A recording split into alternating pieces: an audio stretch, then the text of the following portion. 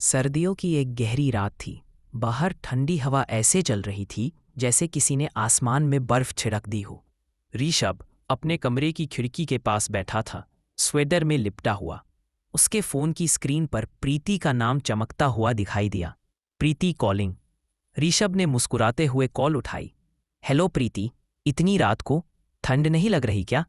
दूसरी तरफ से प्रीति की धीमी नर्म आवाज आई। ठंड तो लग रही है, पर तुमसे बात करने का मन था। वो गर्माहट कहीं और कहाँ मिलती है? ये सुनकर ऋषभ के चेहरे पर लालिमा आ गई, जैसे अचानक गर्म धूप पड़ गई हो। अच्छा, मेरी बातों में इतनी गर्मी है क्या? वो हंसते हुए बोला। प्रीति की हंसी की खनक फोन के स्पीकर में ऐसी लगी जैसे सर्दियों की सुबह में चाय की पहली प्याली। प्रीति बोली, हाँ, और तुम्हारी बॉडी में भी। याद है पिछली सर्दी में जब हम पार्क में बैठे थे, तुमने अपना जैकेट मुझे दे दिया था? ऋषभ ने प्यार से जवाब दिया, और खुद कांपता हुआ घर गया था। दोनों कुछ देर चुप रहे, बस एक दूसरे की सांसों की आवाज। सर्द हवा खिड़की से अंदर आ रही थी, पर ऋषभ को अब ठंड महसूस ही नहीं हो रही थी।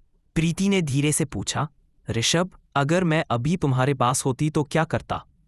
ऋषभ मुस्कुराया, सबसे पहले तुम्हारे ठंडे हाथ पकड़कर अपनी जेब में डाल देता। फिर तुम्हें हग कर लेता ताकि तुम्हें बिल्कुल ठंड ना लगे। प्रीति शर्मा गई, उसकी आवाज और भी मीठी हो गई।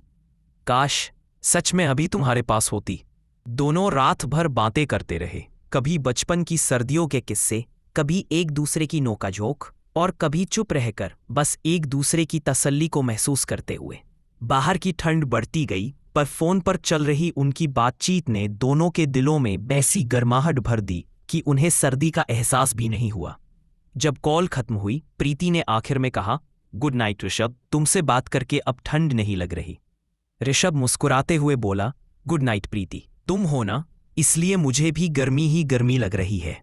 और इस तरह सर्दियों की ये रात उनकी यादों में हमेशा के लिए एक गर्म कहानी बनकर रह गई।